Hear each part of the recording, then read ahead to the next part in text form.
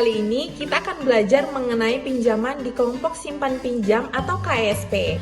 Sesi berbagi kali ini akan dibagi menjadi 3 video pendek, yaitu 1. Pengantar pinjaman, 2. Ketentuan dan perhitungan pinjaman, 3. Alur dan pembukuan pinjaman di KSP.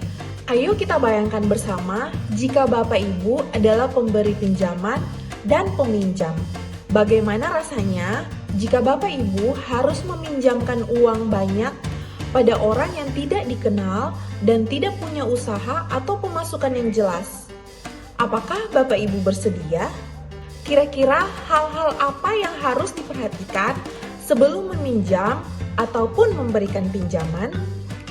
Kaki meja dan resiko kredit. Ketika ada anggota yang akan meminjam, ada resiko kredit berupa resiko gagal atau terlambat bayar. Nah, kita bisa mengantisipasinya dengan prinsip kaki meja dalam kredit. Hah? Kaki meja?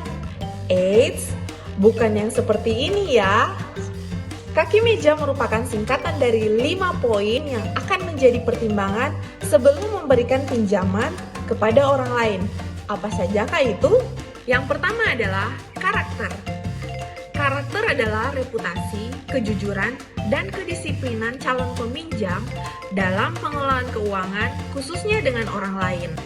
Kelompok harus melihat apakah si calon peminjam dikenal memiliki kebiasaan membayar hutang tepat waktu dalam kehidupan sehari-hari. Nah, ini penting untuk memastikan kalau dia bisa dipercaya. Yang kedua adalah kemampuan bayar. Ini adalah kemampuan peminjam membayar cicilan pinjaman sesuai dengan penghasilan dan pengeluaran mereka. Caranya, kelompok harus melihat penghasilan dan pengeluaran si peminjam. Kelompok harus memastikan peminjam punya cukup uang untuk membayar cicilan sekaligus memenuhi kebutuhan pokok keluarganya, seperti makanan dan bayar listrik. Jika ia tidak bisa, maka ia akan mengalami kesulitan membayar cicilan pinjaman. Pemohon dengan rencana penghasilan yang rendah dan pengelolaan keuangan keluarga yang buruk berpotensi untuk gagal bayar. Yang ketiga adalah modal. Ini adalah uang atau harta benda calon peminjam yang digunakan untuk mendukung usahanya. Semakin besar modal calon peminjam, contohnya saham KSP, maka semakin besar kemungkinan mereka berusaha semaksimal mungkin menjalankan usahanya untuk mendapatkan untung bagi dirinya dan mengembalikan pinjaman. Yang keempat adalah ekonomi sekitar. Ini adalah keadaan ekonomi masyarakat atau negara yang dipengaruhi oleh berbagai faktor di luar kemampuan peminjam. Ini bisa mendukung keberhasilan maupun kegagalan pengembangan usaha si peminjam.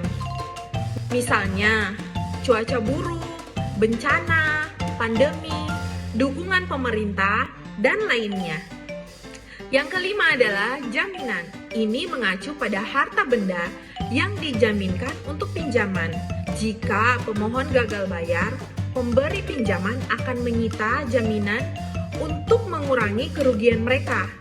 Biasanya, jaminan ini berupa kendaraan atau aset berharga lainnya. Dalam KSP, jaminan adalah saham yang menjadi perhitungan pinjaman. Risiko kredit.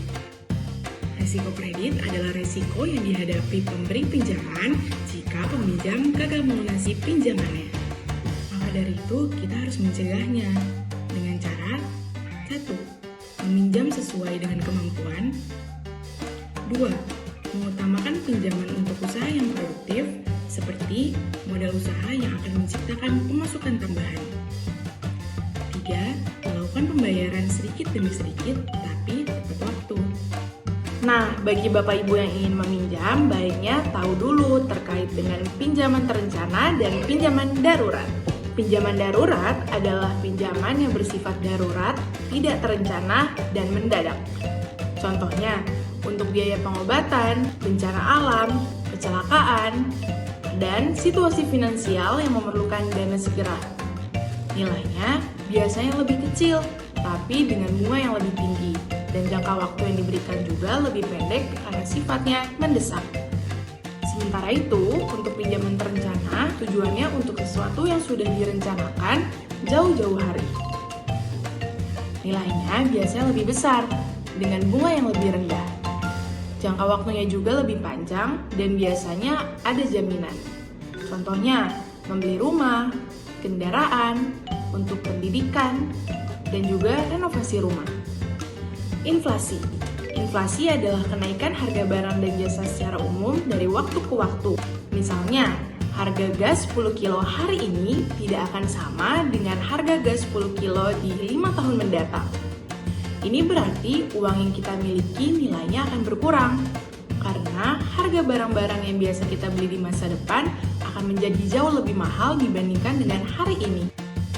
Balas jasa. Pada umumnya, si pemberi pinjaman akan memberikan balas jasa kepada si peminjam, dan besarannya sudah disepakati di awal sebelum meminjam. Lalu, kenapa sih harus ada balas jasa?